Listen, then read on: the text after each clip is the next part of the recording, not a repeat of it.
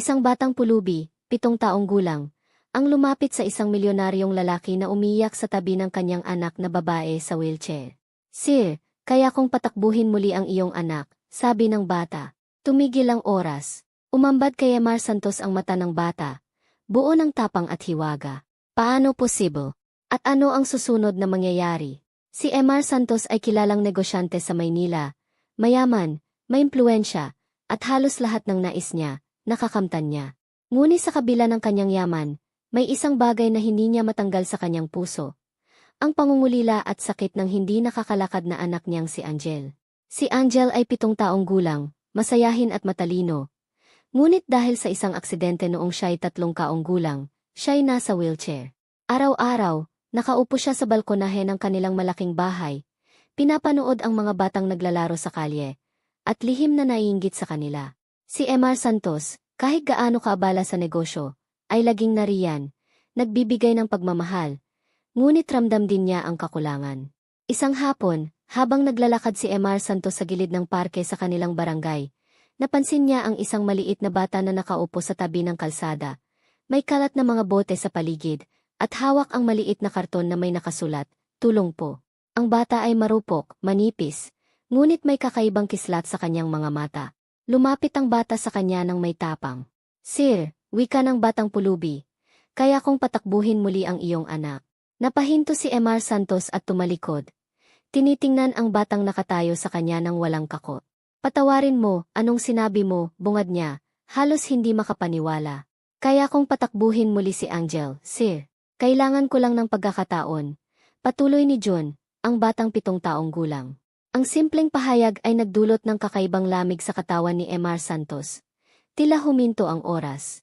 Sa loob ng maraming taon, naghanap siya ng gamot, therapy, at espesyalista. Ngunit walang resulta. At ngayon, isang batang pulubi ang nagsasabing kaya niyang gawin ito. "Bata ka lang," sagot ni Emar Santos, nanginginig ang boses. "Paano mo magagawa yon? Hindi mo ba alam na?" Tumigil siya sa pagsasalita. Nahiyapang kapusin ang kanyang pangungusa. Ang kislap sa mga mata ni John ay nagpapaalala sa kanya ng isang bagay na matagal na niyang nakalimutan, ang pag-asa. "Sir, ang paniniwala ang pinakamahalaga. At ako, naniniwala na kaya kong tulungan si Angel." Malakas at matatag na sabi ni John. Huminga ng malalim si Emar Santos at tumingin kay Angel na nakaupo sa wheelchair, nakangiti sa batang iyon. Sa kanyang mga mata, nakita niya ang isang kakaibang tiwala, isang pag-asa na matagal niyang hinahana. Mula sa araw na iyon, nagbago ang lahat sa buhay nila. Si John ay hindi lang basta batang pulubi, parang siya'y may dalang liwanag, isang misteryo, at isang pangako na mababago ang tadhana ni Angel. Ngunit alam ni Emar Santos, kahit gaano siya kabilis maniwala, kailangan niyang subukan, kailangan niyang magtiwala sa batang iyon. Sa loob ng munting silid ni Angel, habang si John ay tumayo sa harap ng maliit na wheelchair, nagsimula ang isang kakaibang proseso.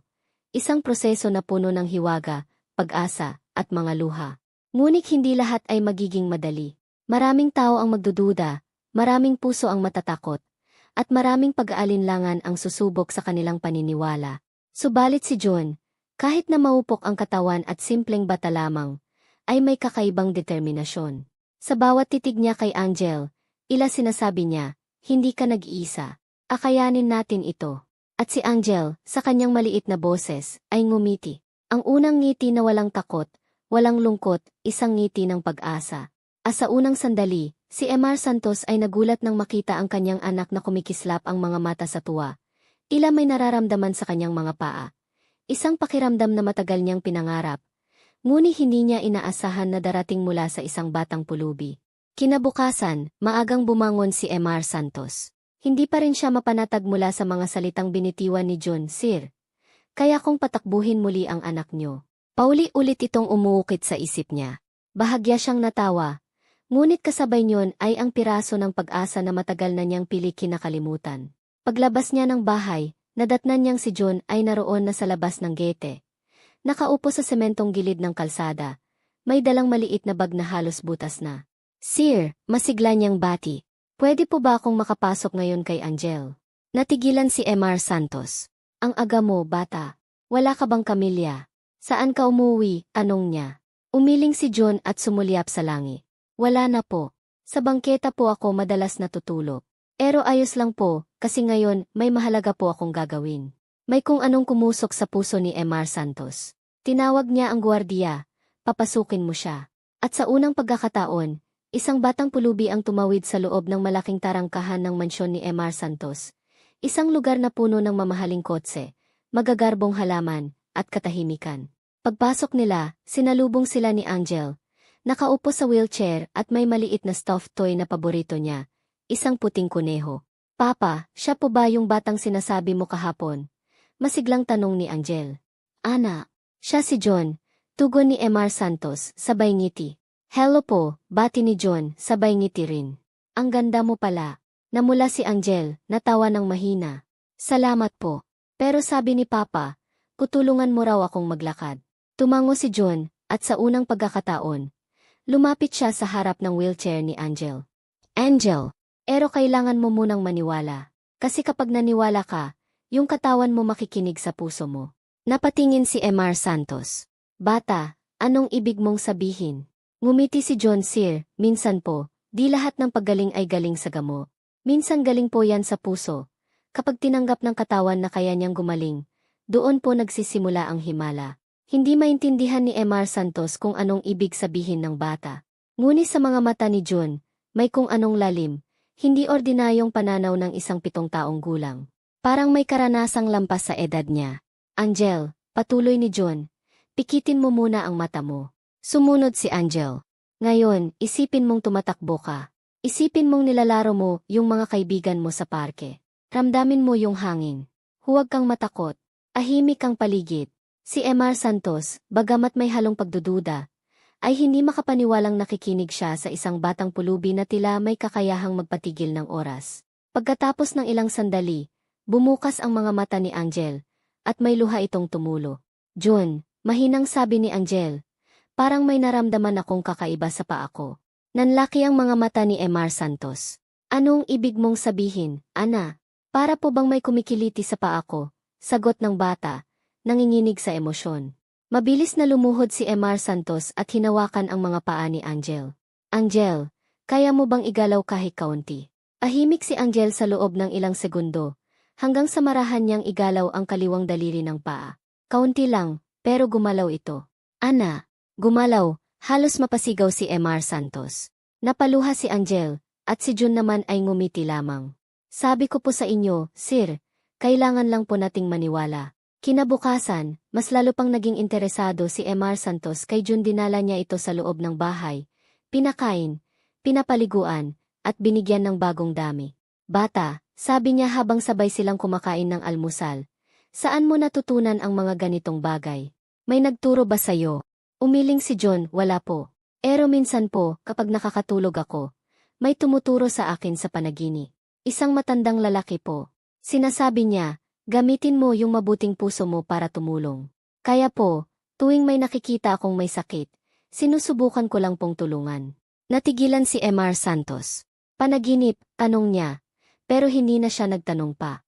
Baka mas mabuting pakinggan muna ang bata kaysa husgahan. Sa mga sumunod na araw, araw-araw na nagkikita sina John at Angel. Gumagawa sila ng mga simpleng ehersisyo, naglalaro, at minsan ay nagdarasal sabay. Bawat araw, mas lalo pang gumaganda ang kondisyon ni Angel. Unti-unti, pero malinaw. Nakakagalaw na siya ng puhod.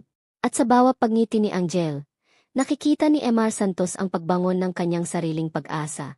Ngunit hindi lahat ay natuwa. Isang gabi, habang nakaupo siya sa veranda, lumapit ang kanyang business partner na si Emar Robles.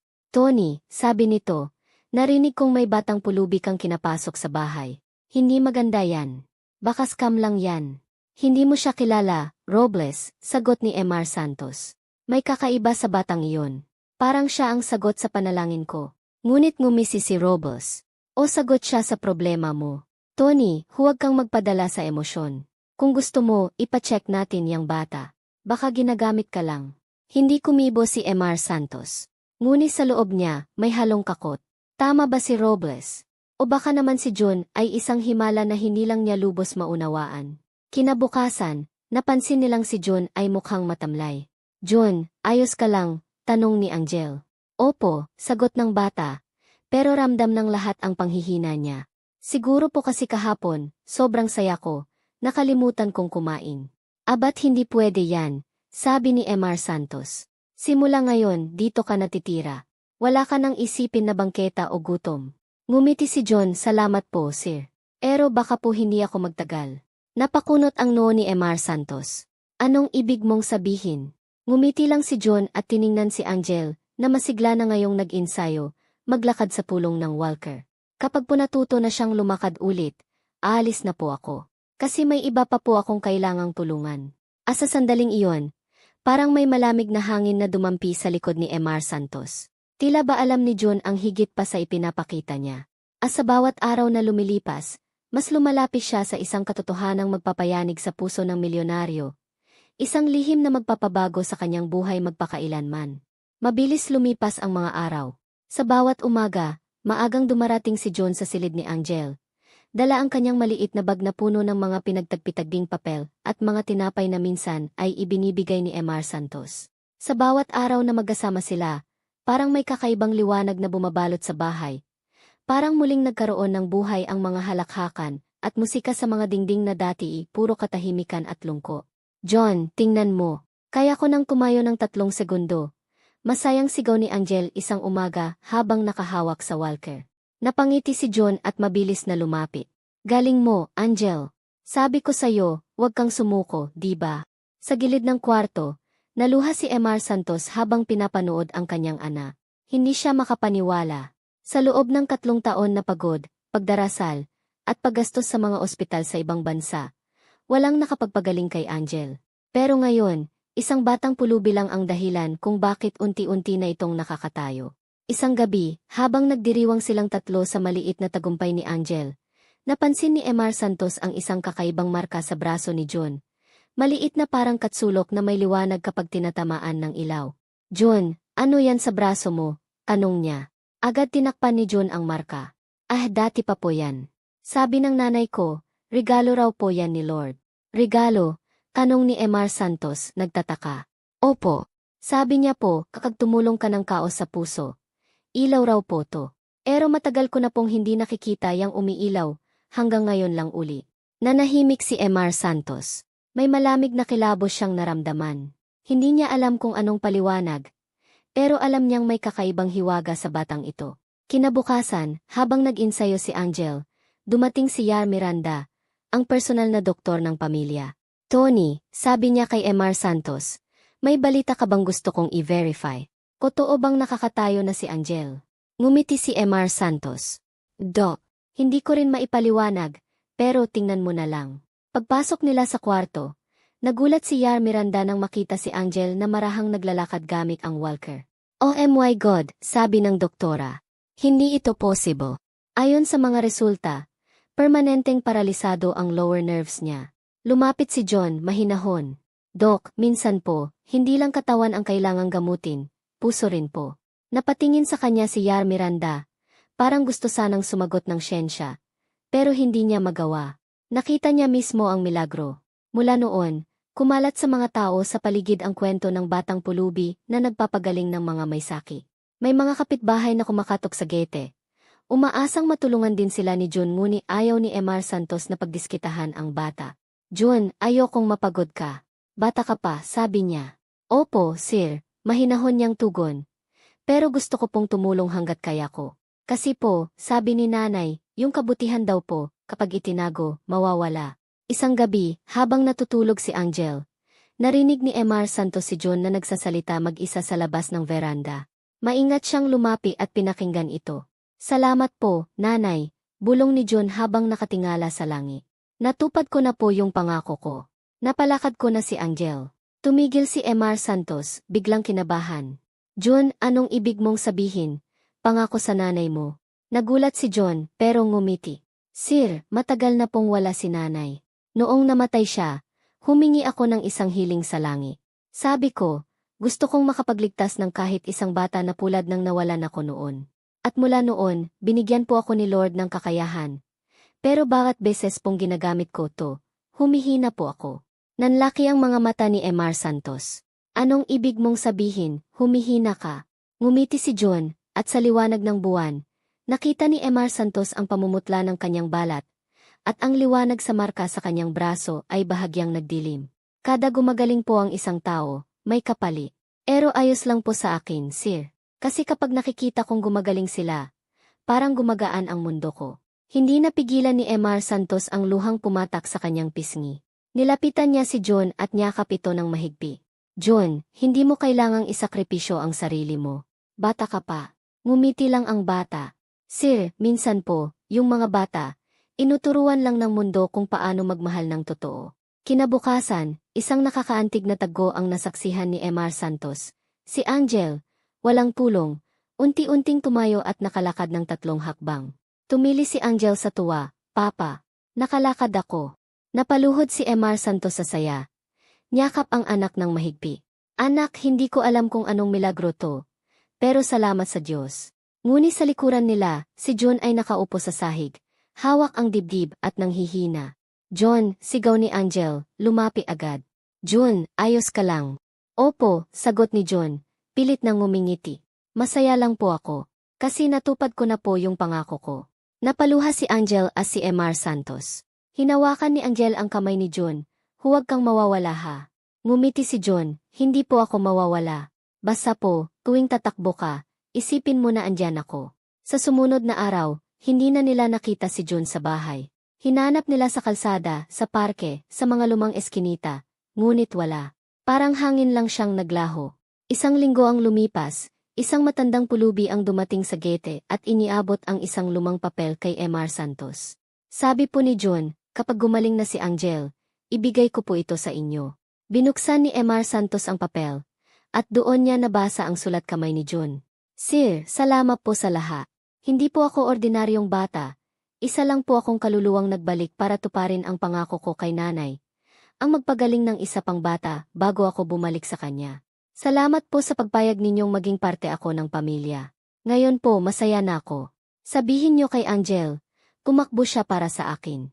Nang matapos basahin ni Emar Santos ang sulat, napahawak siya sa kanyang puso. Sa sandaling iyon, ramdam niya ang malamig na hangin na dumampi sa pisngi niya, at sa di kalayuan, parang narinig niya ang boses ni John. Mahina ngunit puno ng ngiti, Sir, salamat po. At mula noon, tuwing makikita ni Emar Santos si Angel na tumatakbo sa hardin, may isa siyang laging sinasambi sa hangin. Salamat, John, hindi mo lang pinalakad ang anak ko. Pinalakad mo rin ang puso kong matagal nang natigil. Pagkalipas ng ilang linggo matapos mawala si John, tila nag-iba ang kakbo ng buhay sa mansyon ni Emar Santos. Ang dating bahay na puno ng katahimikan at kalungkutan ay ngayon puno ng kawanan, musika, at bagong pag-asa. Si Angel, sa edad na 7 taon, ay tuluyan ng nakakalakad. Minsan ay nababagsak pa siya, pero sa bawat pagtayo niya, palaging may ngiti sa labi. Parang may tinig na bumubulong sa kanya, kaya mo yan. Araw-araw, pumupunta siya sa hardin kung saan siya unang pinatayo ni John, doon siya tumatakbo. Umiikot sa mga bulaklak, at tinatanaw ang langit. John, bulong niya minsan, nakikita mo ba ako? Nakakalakad na ako. At sa bawat dampi ng hangin, pakiramdam ni Angel ay nauon siya, nakangiti, at nagbabantay. Si Emar Santos naman ay nagbago. Ang dating abala sa negosyo, ngayon ay mas madalas sa bahay. Ipinasara niya ang ilang sanggay ng kanyang kumpanya at binuksan ang isang foundation na ipinangalan niya kay John, The John Foundation for Children with Disabilities. Layunin nitong tumulong sa mga batang may sakit, kapwa sa pisikal at emosyonal. Isang araw, habang pinipirmahan ni Emar Santos ang ilang papeles para sa foundation, dumating si Yar Miranda, ang doktor ni Angel. Tony, sabi niya, may gusto akong ipakita sa'yo. Inabot niya ang isang brown envelope. Ito ang huling resulta ng test ni Angel. Gusto ko lang sabihin, walang paliwanag dito. Ang mga nerve endings na dati ay patay, ngayon ay aktibo. Wala akong makitang dahilan sa medical. Pero may nakita akong kakaibang marka sa paa ni Angel. Pareho sa nakita mong marka noon sa braso ni John. Napatigil si Emar Santos, nabitawan ang hawak na papel. Ano ka mo? Isang maliit na tasulok na bahagyang kumikislap kapag tinatamaan ng araw, sagot ng doktora. Hindi ko alam kung anong ibig sabihin noon, pero siguro isang kanda. Tahimik si Emar Santos, ngunit sa loob niya, parang may sumiklab na damdaming. Anda, isang tanda ng himala. Marahan niyang hinaplos ang sulat ni Jun na itinago niya sa kanyang bulsa mula pa noon. Sa bawat salitang nakasulat doon, naramdaman niyang parang buhay pa ang bata. Kinabukasan, isinama niya si Angel sa lumang parke kung saan unang lumapit si Jun sa kanya. Parehong lugar, parehong simoy ng hangin. Papa, sabi ni Angel, dito po ako unang nakita ni Jun, di ba? Anak, sagot ni Emar Santos at ngumiti. Hindi ko akalaing dito rin magsisimula ang lahat. Habang nakaupo sila sa damuhan, napansin ni Angel ang isang maliit na batang lalaki sa dulo ng parke. Nakaupo sa ilalim ng puno, may hawak na lumang kahon ng tinapay. Papa, tingnan mo po. Parang si John. Napalingon si Emar Santos at totoo nga, ang bata ay nakangiti, payat, at nakatingin diretso sa kanila. Umayo si Angel, inakbo ito, ngunit paglapit niya, wala na roon ang bata. Ang naiwan lang ay isang maliit na papel na nakatusok sa lupa. Kinuha niya ito at ibinigay sa kanyang ama. Nakalagay sa sulat, Sir, hindi po lahat ng himala ay kailangang makita. Minsan, nararamdaman lang. Huwag niyo pong kalimutan, basta may mabuting puso, may pag-asa. Niyakap ni Emar Santos ang kanyang anak, at sabay silang napaluha. Hindi dahil sa lungkot, kundi dahil sa tuwa at pasasalama. Sa sandaling iyon, alam nilang hindi lang nila naalala si Jun. Naroon pa rin siya, sa bawat galaw ng hangin, sa bawat ngiti ni Angel, at sa bawat batang natutulungan ng kanilang foundation. Lumipas ang mga taon, lumaki si Angel bilang inspirasyon ng maraming bata. Madalas siyang nagkukwento sa mga outreach program ng John Foundation. Alam nyo ba, wika niya sa mga bata, may isang batang pulubi na tinuruan akong maniwala na kaya kong maglakad. Ang pangalan niya ay Jun. At kahit wala na siya rito, dala ko pa rin ang kanyang kabutihan. Minsan, habang naglalakad si Angel sa tabi ng dagat, napahinto siya at napatingala sa langit. May nakita siyang liwanag na tila kumikislap sa mga ulap, isang pamilyar na sinag. Ngumiti siya at mahina niyang bulong, Salamat, Jun dahil sa'yo. Natutunan kong kumayo kahit gaano kasakit, at tumakbo kahit takot akong bumagsak. At sa malayo, sa gitna ng liwanag ng dapit hapon, ila may aninong batang nakatayo, nakangiti, at kumakaway. Parang sinasabi, Angel, magkatuloy ka.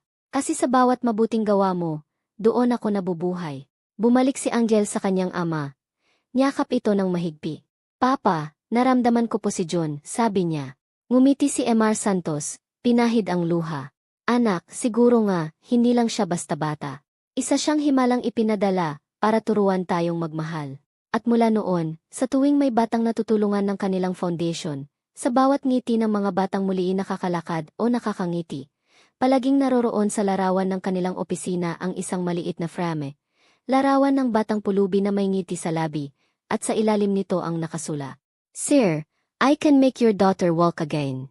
Sa bawat pagtingin ni Emar Santos sa larawang iyon, palaging bumabalik sa kanya ang sandaling iyon sa parke, kung saan unang tumigil ang oras, at nagsimula ang himala. Lumipas ang 10 taon mula nang unang lumapit si John sa parke. Bitbit ang mga salitang hindi kailanman malilimutan ni Emar Santos. Sir, kaya kong patakbuhin muli ang anak niyo. Ngayon, ang dati batang nakaupo sa wheelchair, ay isang dalagang kinikilala sa buong bansa. Si Angel Santos, founder at motivational speaker ng The John Foundation. Nakasuot siya ng puting bestida, habang naglalakad sa entablado ng isang malaking auditorium. Libo-libong tao ang nakaupo. Tahimik na nakikinig habang nagsisimula siyang magsalita.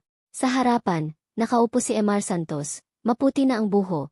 Ngunit ang mga mata ay puno pa rin ng parehong damdaming naramdaman niya noon, pagmamalaki at pag-ibig. Alam niyo, panimula ni Angel habang ngumingiti, nung bata ako, akala ko papos na ang mundo ko. Hindi ko alam kung makakalakad pa ako. Pero isang araw, may batang pulubi ang lumapit sa amin ni Papa. Sabi niya, daw niyang patakbuhin muli ako. Akala namin biro lang. Pero alam niyo, totoo pala ang mga himala. Ahimik ang buong bulwagan. Lahat ay nakikinig, bawat matay nakatutok sa kanya. Ang batang iyon ang nagturo sa akin kung ano ang ibig sabihin ng pag-asa. Tinuruan niya akong maniwala, kahit wala na akong dahilan para maniwala. Tinuruan niya akong kumayo, kahit lahat ng tao sinasabing hindi ko na kaya. Huminga ng malalim si Angel. Sa kanyang kamay, hawak niya ang lumang papel. Ang sulat ni John na binigay ng matandang pulubi noon. Hanggang ngayon, dala ko pa rin tong sulat niya. Sabi niya habang pinapakita ito sa mga tao. At gusto kong basahin sa inyo ang huling mensahe niya. Binasa niya ito ng dahan-dahan. Bawat salita'y puno ng damdamin. Sir, salamat po sa lahat. Hindi po ako ordinaryong bata. Isa lang po akong kaluluwang nagbalik para tuparin ang pangako ko kay nanay. Ang magpagaling ng isa pang bata bago ako bumalik sa kanya. Sabihin niyo kay Angel, kumakbo siya para sa akin. Bumaba ang tinig ni Angel. Sa kanyang mga mata, kumikislap ang mga luha, ngunit nakangiti siya. At simula noon, hindi lang ako kumakbo para kay Jun. Tumatakbo ako para sa lahat ng batang nawawalan ng pag-asa. Dahil kung may natutunan ako sa kanya, iyon ay, ang kabutihan, kapag ipinasa, nagiging walang hanggan. Umayo ang buong audience at nagpalakpakan. Si Emar Santos, hindi na napigilang mapaluha. Sa loob ng kanyang puso, alam niyang kahit wala na si Jun, naroon pa rin ito, sa bawat batang tinutulungan nila, sa bawat ngiting muling nabubuo. Pagkatapos ng programa, pumunta si Angel sa lumang parke kung saan unang nagtagpo ang laha. Nakatayo siya sa ilalim ng parehong puno. Ngayon ay may maliit ng pleke sa lupa na nakasula. Dito unang nagtagpo sina Angel at Jun. Isang himala ng pag-asa at kabutihan. Umupo siya sa damuhan, pinikit ang mga mata, at narinig niya ang mahinang halakhak ng isang bata sa hangin. Jun, mahina niyang tawag, miss na kita. As sa pagmulat niya, sa dulo ng parke, nakita niya ang isang batang lalaki. Nakaputing damit, nakangiti at kumakaway. Muling bumalik ang pamilyar na kislat sa mga mata nito. Parehong-pareho kay Jun. Ngunit bago pa siya makatakbo papunta roon, nawala ang bata sa hangin. Naiwan na naman ang katahimikan. Ngunit ngayong pagkakataong iyon, hindi na ito masaki. May halong kapayapaan. Salamat, Jun. Mahina niyang wika habang tumitingala sa langit. Dahil sa'yo, natutunan kong hindi kailangang makita ang himala para maramdaman ito. Maya-maya'y lumapit si Emar Santos. May dalang maliit na kahon. Anak, may gusto akong ipakita sa'yo. Binuksan ni Angel ang kahon, at sa loob nito, nakita niya ang lumang laruan. Isang maliit na kahoy na krus na may ukit na pangalan, June 2012. Naalala mo to? Anong ni Emar Santos? Papa, mahinang sagot ni Angel. Ito yung laruan na palaging hawak ni June. Tumango si Emar Santos. Ngayon, gusto kong ikaw na ang mag-ingat niyan. Para hindi natin makalimutan kung saan nagsimula ang lahat. Niyakap ni Angel ang kanyang ama. Salamat, Papa. Hindi lang natin siya naalala, binuhay natin siya sa kabutihan. Habang papalubog ang araw, sabay silang lumakad pauwi, magkahawak kamay. Sa likod nila, ang liwanag ng araw ay tumama sa plake sa lupa. At sa isang iglap, kumislap ito. Parang may ngiting iniwan ang batang minsang nagbago ng dalawang buhay. As sa tinig ng hangin, tila may narinig si Angel na pamilyar. Malamig, ngunit pun ng pagmamahal. Angel, kumakbo ka palagi. Kasi sa bawat hakbang mo, buhay ako. Ngumiti siya, tumingala sa kalangitan, at sumagot. June, tumakbo ako para sa'yo. At sa gitna ng dapit hapon, isang batang anino ang muling lumitaw sa silangan. Nakangiti, nakatingin, at unti-unting naglaho sa liwanag. Ang hangin ay tahimik, ngunit ang puso ni Angel at ni Emar Santos ay puno ng musika. Ang musika ng pag-asa, ng kabutihan, at ng walang hanggang alaala. At doon nagtapos ang kwento ng batang pulubi na nagpabago sa isang pamilya. Isang batang walang kahanan, ngunit nagbigay ng tahanan sa puso ng marami. Ang batang nagsabing, Sir, kaya kong patakbuhin muli ang anak nyo. At totoo nga, pinatakbo niya hindi lang ang mga paa ni Angel, kundi pati ang tibok ng puso ng buong mundo. Isang batang pulubi, 7 taong gulang,